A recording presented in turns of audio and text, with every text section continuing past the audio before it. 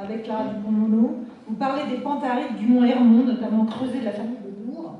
Je vous cite, « Je cours en équilibre sur la presque frontière avec Israël, la montagne. Voici son paysage inchangé et biblique. Elle entre en moi, la montagne silencieuse, indifférente aux hommes et à leurs déchirures. Pourquoi ai-je le sentiment que j'y suis bien davantage qu'à la station de métro Vavin où je descends chaque matin, également chez moi ?» Oui, j'ai coutume de dire que cette rencontre m'a rendu à la fois monothéiste et monogame, ce qui probablement...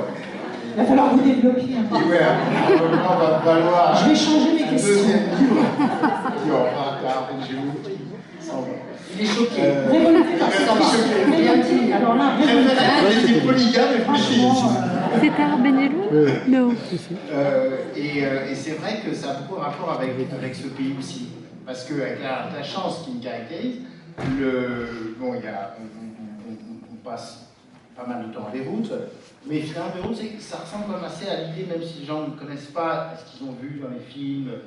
C'est quand même très chaotique, c'est très bruyant, c'est très attachant, mais c'est très fatigant. On va dans un endroit où Nour a une maison du côté de sa famille maternelle, qui est exactement située dans un endroit totalement interdit par le Quai d'Orsay. Alors c'est vraiment en zone au-delà du Rouge, et qui est exactement à la frontière entre le Liban, la Syrie et Israël. Donc c'est vraiment un endroit calme, quoi. Voilà, calme. Moi j'ai vu passer les missiles dans les airs, parce que quand il y avait la guerre en Syrie, qui n'est pas sans rapport avec ce que nous connaissons aujourd'hui en Ukraine, parce que la guerre en Syrie, on entendait très très distinctement les bombes tomber à côté, et on voyait les éclairs. Il y a eu un été où les gens n'ont pas dormi pendant tout l'été. Et donc c'est un endroit qui est magnifique et qui est biblique, puisqu'il est situé sur les contreforts du mont Hermon. Le mont Hermon, c'est l'autre partie du Golan, c'est un mont sacré pour les Druzes, son nom du Shabbat el-Sher, qui se compose vraiment de trois parties. Une partie qui est en Syrie, une partie qui est en Israël, une partie qui est au Liban. Donc c'est super calme, je voulais aller vous promener, parce qu'il y a encore quelques mines en haut, tout. Mais c'est magnifique. Et c'est un endroit qui est incroyablement inspirant, parce que c'est un paysage biblique, c'est un paysage qui n'a probablement pas changé depuis la Bible. Et l'idée, moi chaque matin je me promenais très tôt, et l'idée qu'on met ses pieds peut-être là où il y a eu des personnages qui remontent à la Bible, puis il y a eu les Juifs après la chute du second temple qui ont fui très probablement par là, parce que de toute façon ils sont remontés. Donc, on peut imaginer qu'ils sont aussi passés par là. Et puis, il y a eu des Druzes, et puis il y a eu des soldats syriens, et puis il y a eu des soldats israéliens, et puis cette terre qui semble avoir tout avalé, tout absorbé, être complètement indifférente, comme les pierres, comme la montagne, comme la nature dans le livre de Clara Dupont-Moreau, et consolatrice, mais indifférente en même temps. Voilà. Et ça, c'est quelque chose de très, très, très frappant. Alors, je voudrais qu'on aborde des questions un peu plus... Peut-être. Non, mais on parlait de la Bible et de la colère. Moi, je voudrais qu'on parle un peu de la colère. Je voudrais qu'on en parle avec Clara. Il y a quelque chose d'intéressant, c'est que cette cadette qui vous ressemble, en fait, elle n'est pas du tout dans le rapport avec l'enfant inadapté que l'aîné. Elle vous écrivait à un moment donné, je rêve de banalité, je rêve d'une famille banale. Alors c'est pas je, hein, c'est la cadette qui dit ça. Oui. Elle rêve de banalité, la cadette rêve de banalité, elle rêve d'une vie banale. Et elle est souvent en colère, hein, vous dites, la colère est entrée en elle, c'est-à-dire qu'elle fait rebelle, elle n'est pas contente elle aimerait bien ressembler à ses copines, quoi, ce qui est finalement assez fréquent. Est-ce que s'adapter, c'est un terme darwinien, s'adapter normalement on s'adapte, c'est-à-dire la nature s'adapte, le plus fort s'adapte, mais dans cette histoire, j'ai envie de vous demander, est-ce que s'adapter, parfois, c'est pas aussi fuir, c'est-à-dire se sauver en fuyant à un moment donné une histoire, parce que tout est trop fort, parce qu'il faut aussi se construire différemment. Si, bien sûr, en fait, s'adapter, on se rend compte que ces 3 enfants, finalement, ils vont devoir apprendre à faire avec et pas faire contre. Alors, ça a l'air de rien, mais en général, il faut une vie quand même pour apprendre à faire ça. Et c'est là où chacun a sa façon à lui de s'adapter, mais c'est valable pour le coup, c'est là où je suis très contente de voir qu'il y a une portée plus universelle et qui dépasse largement le handicap d'un enfant dans une famille, puisqu'il s'agit de apprendre à faire avec et pas contre, c'est valable pour quantité de situations. Et il me semblait, enfin moi j'ai eu beaucoup de plaisir à explorer en fait les 3 réactions. L'aîné, il n'a pas trop de mal à s'adapter, d'abord parce qu'il a un tempérament déjà un peu solitaire, assez impérial, et en fait, quand, au contact de cet enfant, ce qui le bouleverse, c'est quand il comprend que c'est un être absolument dénué de malveillance. C'est-à-dire qu'il n'y a pas une once de cruauté dans cet enfant, et c'est le cas d'ailleurs de très souvent des enfants différents, c'est pour ça que c'est extrêmement touchant, et donc il tient là une espèce d'expérience un peu de la pureté. Et le vocabulaire de la guerre, en fait, est présent dans tout le livre, parce qu'à un moment, d'ailleurs, l'aîné dit que c'est comme une reddition. Cet enfant l'oblige à rendre les armes. Donc c'est bien qu'il y avait un danger, enfin il y avait un état d'alerte en fait chez lui. Et en effet, vis-à-vis de l'altérité, la vie, les événements qui arrivent, brusquement voilà un enfant qui lui dit tu n'as plus à appréhender ce qui va arriver. Quelque part, il y a une sécurité que l'enfant lui apporte. C'est pour ça que c'est intéressant de voir que les êtres les plus entre guillemets diminués sont ceux qui souvent maximalisent voilà, la vie d'autres personnes. Et la cadette, elle, en revanche, elle est d'abord contre. Et elle est en colère, en effet. La colère étant en plus une force verticale qui la distingue de l'horizontalité de son frère, qu'elle ne supporte pas. Et elle se cabre contre l'arrivée de ce frère handicapé. Elle trouve ça injuste, objectivement ça l'est. Elle trouve ça brutal, objectivement ça l'est aussi. Et il va falloir, et puis en plus elle a un paramètre supplémentaire, c'est qu'elle a honte. Et donc elle renonce à inviter ses copines en effet le mercredi après-midi en disant la maison est en travaux. Bon, résultat, la maison est en travaux quand même assez longtemps. Et comme elle a honte, il se trouve qu'elle a aussi honte d'avoir honte. Et ça c'est le petit dernier qui va résumer pour elle et qui dit en fait c'est une honte honteuse. Et donc elle se débat contre ça tout le temps. C'est beaucoup moins facile que pour l'aimer. Et puis il y a un moment où quand même cette force verticale de la colère, elle va réussir à la transformer en élan constructif qui va sauver sa famille, et donc c'est elle qui va sortir, qui va tenir sa famille à bout de bras, alors même qu'on ne misait pas un centime sur elle au début, puisque c'était elle qui était vraiment la plus point serrée, la plus récalcitrante en fait à cette épousaille des choses, parce que s'adapter c'est ça, c'est épouser un moment de mouvement. Et le petit dernier, lui, il faut aussi qu'il s'adapte, vous avez raison, mais à quelque chose de différent. Lui, il hérite d'une autre problématique qui est j'arrive après les drames, donc j'ai pas le droit de le créer. Et puis en plus, il a cette question en forme de vertige qui est si tu n'étais pas mort, est-ce que moi je serais là?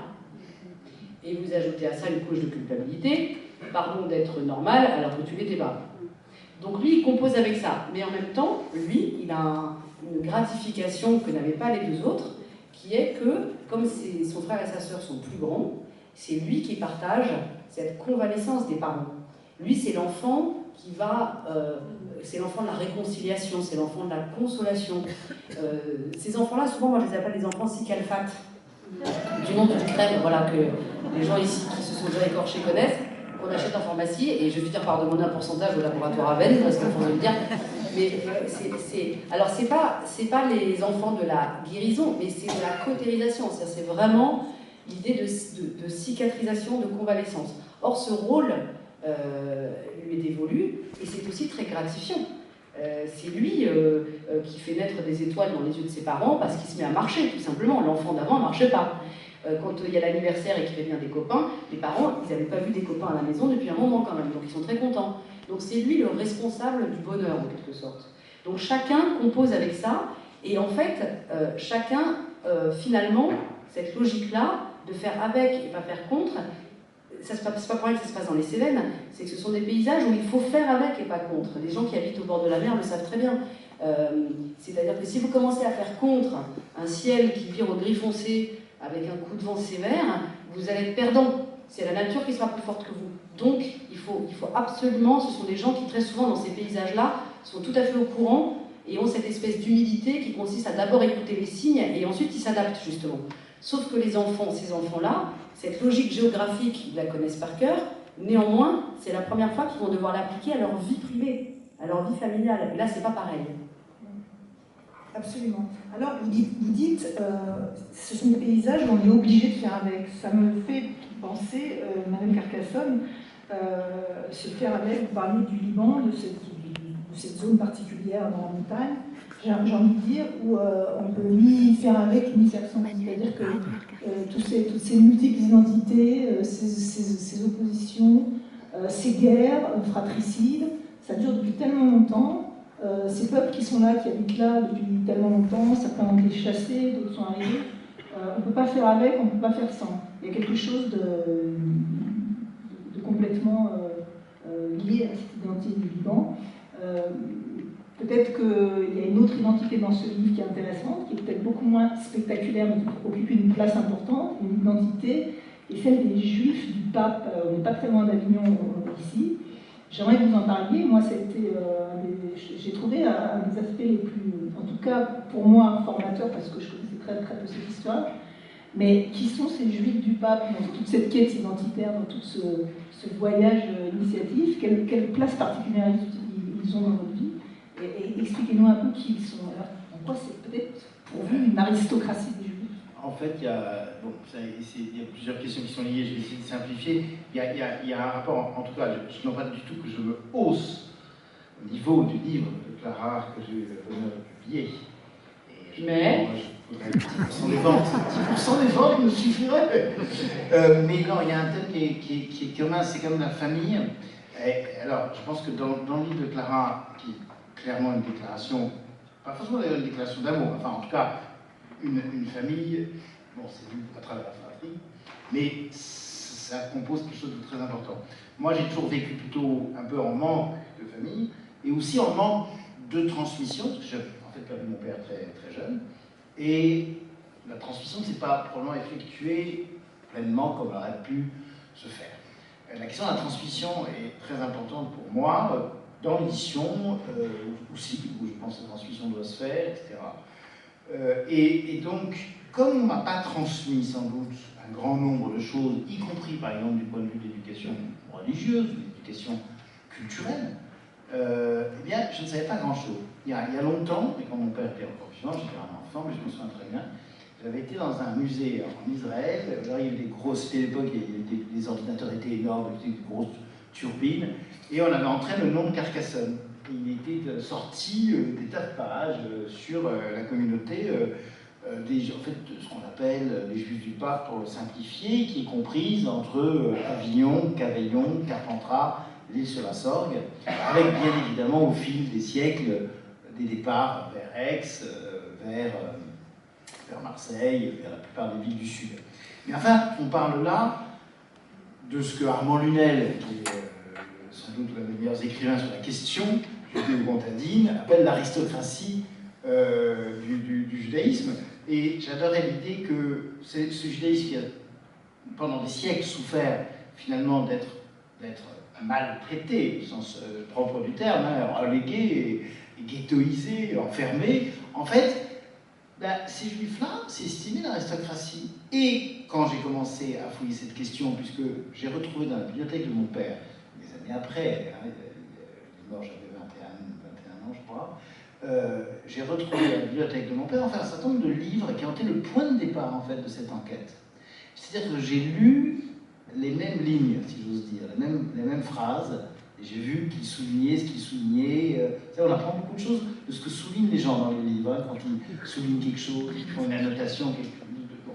Après, j'ai encore fouillé plus loin, mais ça m'a mis sur la trace de cette communauté qui est une minorité, qui n'a pas été entièrement malheureuse. Il y a un mot merveilleux d'André Schwarzbart, l'auteur de L'Année Juste, qui dans son livre dit que quand l'un des personnages arrive vers le midi et en Provence, il dit qu'il arrive dans une forme de paradis alors qu'il est chassé de l'Est, du Nord et de zones où l'histoire des Juifs de l'Est est terrible. De pogroms et, hélas, pendant la Seconde Guerre mondiale, de déportations massives et sans pitié. Il y a eu pratiquement zéro survivant dans beaucoup d'endroits, zéro rescapé et une mémoire entière qui a été abolie. C'est un autre sujet, hein, c'est assez impressionnant. Dans le sud, c'est quand même pire. Et je voulais reconstituer cette histoire-là. Ce qui était troublant, c'est qu'en la reconstituant, et ce que je dis est vrai, hein, je me suis donné beaucoup de mal dans mes lectures, dans mes recherches, j'ai fini par tomber évidemment aussi sur l'Orient. Parce que quand on remonte assez loin, par exemple la foire de Beaucaire, qui était une des très grandes foires de l'époque, je crois entre le XIIe, XIIIe siècle jusqu'au XVIe siècle, eh bien, on trouve que tous ces marchands, par exemple, ont beaucoup de liens entre eux. Et évidemment, il y a des marchands libanais qui viennent. Le monde arabe ne peut pas déléguer, par exemple, des musulmans qui ne peuvent pas mettre les pieds en terre impie. Donc, en fait, ils délèguent à d'autres le soin de marchander pour eux. Et à cette foire, qui est vraiment l'équivalent, je ne sais pas, du Rungis de l'époque, mais probablement encore beaucoup plus grand, ils viennent, par exemple, commercer. Et là, par exemple, j'invente qu'un ancêtre à moi aurait rencontré un ancêtre du personnage de Nour. Vous voyez, j'essaye de tresser ces deux mémoires, mais aussi les minorités entre elles. Alors ça, je crois beaucoup, on parlait du protestantisme avec Clara tout à l'heure, qui a toujours fait bon ménage avec le judaïsme. Je crois que les minorités peuvent se parler entre elles, s'épauler, parfois évidemment se heurter, mais qu'il y a un vrai rapport entre les minorités. Vous parlez d'une aristocratie, même des minorités, comme si oui. Dans votre... Mais alors justement, en parlant religion, Clara Dupont-Moreau, est-ce que ce livre, est-ce que ce que vous nous racontez des Pierre, des Sévères, de cette famille, de cette dignité, de cette austérité, de cette pudeur, est-ce qu'il n'y a pas quelque chose de profondément protestant qui est absolument présent dans ce livre? Est-ce que c'est conscient, est-ce que c'est inconscient, est-ce que c'est quelque chose que vous ressentez? Et vous, je vais vous poser une autre question dans le Carcassonne, c'est finalement, vous dites, moi j'étais complètement laïque, sans religion, etc. Est-ce que vous, après l'écriture de ce livre, vous êtes plus juif? Est-ce que vous vous sentez toujours autant citoyen du monde, laïque et sans attache? Comment vous avez évolué par rapport à votre rapport à la religion? Oui, ma famille, et là j'ai un cousin et une cousine qui sont là-bas et qui confirmeront, est protestante, qui pour moi relève presque plus d'une éthique forcément que d'une foi, mais il n'empêche que mon père, par exemple, est quelqu'un qui a la foi protestante, religieuse. Néanmoins, c'est quand même beaucoup une éthique, et on a, quand vous grandissez dans le même bain culturel, plus que cultuel, c'est quelque chose qui vous marque profondément. Moi, c'est une culture que j'adore, ce sont des gens que j'aime beaucoup. Alors, même s'ils n'ont pas avalé un clown, hein, les protestants, quand même. Remettre la verbalisation de l'émotion est à l'état de projet. On travaille. Enfin, l'amour est présent. Ah ben, ça n'empêche pas. On y bosse un peu quand même, mais ça demande un peu de boulot. C'est-à-dire que ça se décrypte, le protestant. C'est-à-dire qu'il parle beaucoup par des gestes et des actes, plus que par les mots. C'est d'une loyauté des reins.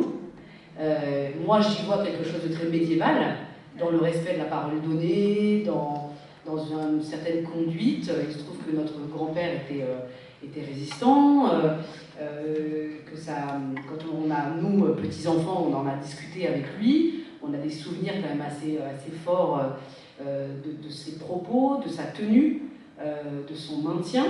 Ce sont des gens qui ont beaucoup d'humour et qui accommodent volontiers les restes d'une marmite avec de la soupe en poudre, par exemple, histoire de faire des économies. Puisque, je parle sous le contrôle de mon cousin et ma cousine qui se fait très bien, mais l'idée c'est qu'on mange un peu de pain avant le gâteau au chocolat, comme ça on aura moins faim.